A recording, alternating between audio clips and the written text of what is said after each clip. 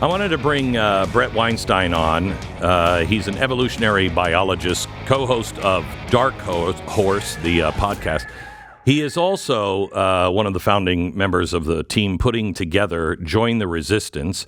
And you can find out all the information at jointheresistance.org/donate. It's September 29th in Washington, so that is a week from this weekend.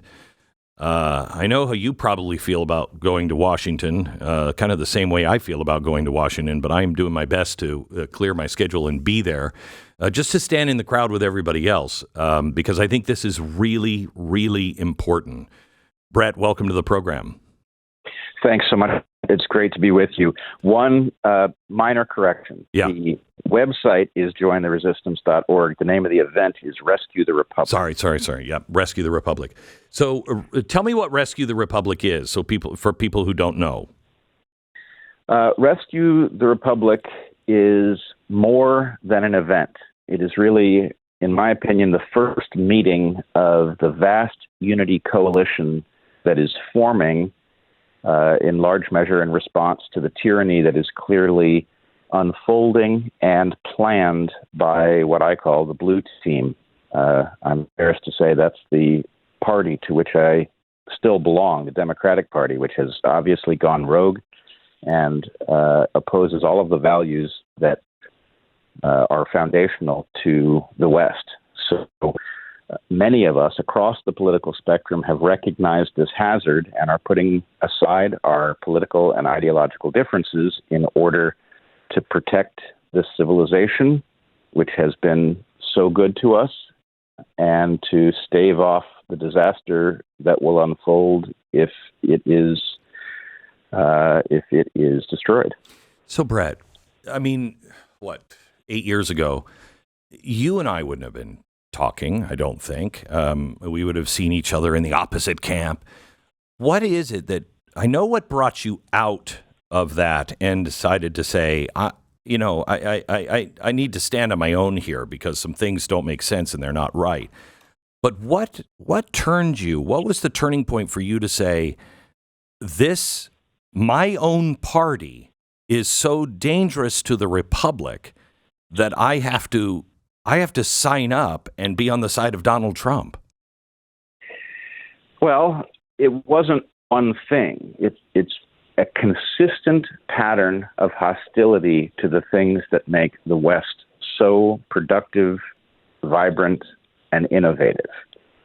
And, any one of those things could be just myopia of some sort, but the consistent pattern suggests that we are under the control of people who do not value the system for what it is capable of and find the rights that we are guaranteed by our Constitution galling.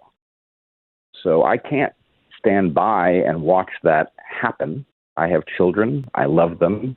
They need to have a nation and a world that is livable, one in which they are not seen as a host to some parasitic force, but they are understood to be citizens with rights. So in light of what we are up against, what possible difference could there be between us that would matter? How do you talk to people? Because you must hear it all the time. You must hear from people who say, crazy things like, you're a traitor. How could you possibly do that? I mean, Donald Trump is out of his mind crazy, and he's a danger, and we're all going to be in, shackles and chains. How do you talk to those people and get them to see the hypnosis in some ways that they're under? Well, I have a couple different approaches, but I would say the key thing is to recognize that this is a kind of hypnosis of some sort, and I believe that literally, which means that the people that you're talking to who say that, 9 out of 10 of them, maybe 99 out of 100, are victims of something that they don't understand. They don't see it. And the way to reach them is incrementally. The first job is always to let them see your humanity, yes, and let them understand that you know what it is that they feel and that you're concerned about it too. And what you want is to leave them with the question: if the person I'm sitting across from sounds reasonable to me, they don't sound crazy, they don't sound like they have bizarre objectives or values, how could they possibly have reached such a different conclusion about what we must do now? Yes. That's the question to leave them with. And then when you return, hopefully they will be curious. They will have questions about how you could possibly be doing something that in their mind is the height of insanity. And that's a conversation that most people can have. You'd be surprised if you can break through the first layer and get past the instinct to either avoid the topic or shut down the counter-arguments. Right. There's a lot of room to discuss where we are and where we should be headed. So we're running out of time. What do we have, 50 days before the election? That's about right. Yeah.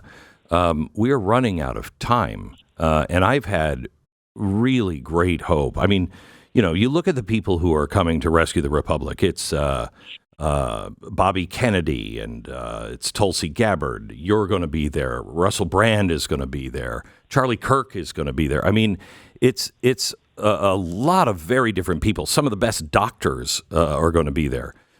Some of the best people on economics they're going to be speaking. Very short bursts from everybody on all of the things that are being violated and how we have to fix it. How do we do this in 50 days? Well, it's obviously a heavy lift, but it's also easier than you would imagine. And I'm not sure how to make this point to people, but all of the political analyses about the election are inherently wrong if they calculate what the race is going to look like on election day based on what we think of as voters. Because there's a huge collection of people who are not voting.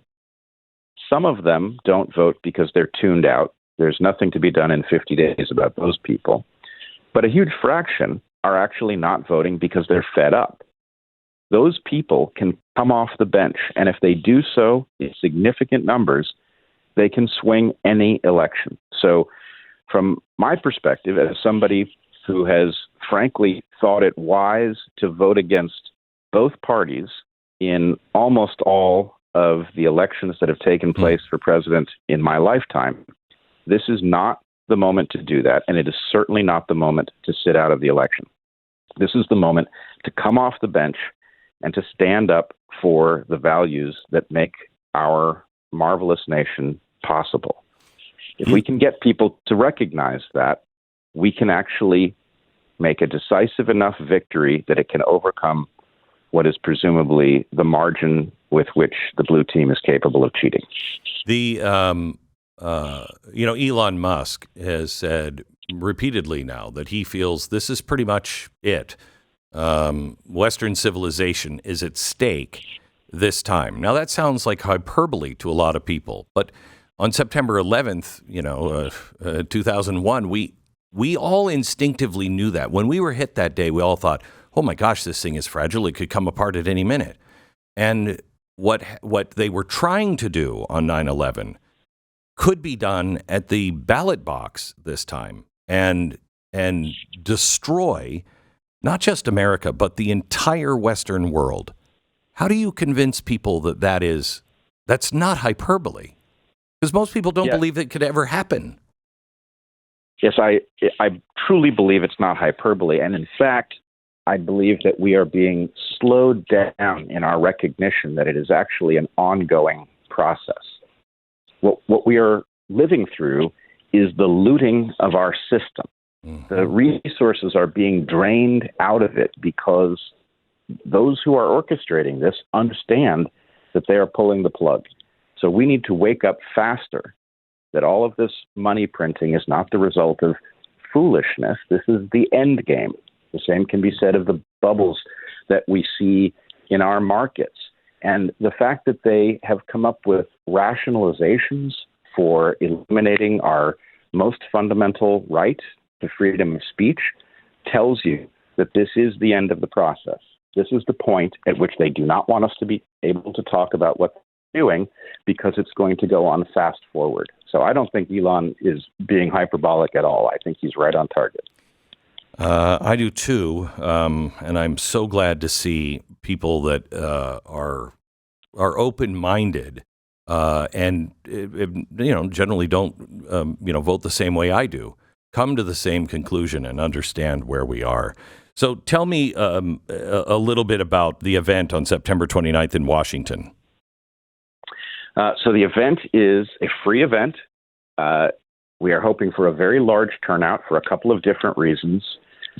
One reason is that it will make it obvious that the support for this new unity coalition is tremendous, and that will make it very hard to sell the story that Kamala Harris has been swept to victory by a wave of support. The other reason, though, is that seeing people, flesh and blood people, gathering across political differences, putting ideology aside, is going to be meaningful to the large number of people who are debating in their own minds whether or not to vote or to sit this one out. We need to motivate them, and motivating them in large numbers will do two things. One, it will make it possible to win this election decisively, and two, it will make the point to the new administration that really governing from this vast storehouse of talent and insight that exists in the Unity Coalition is the right way to accomplish the job.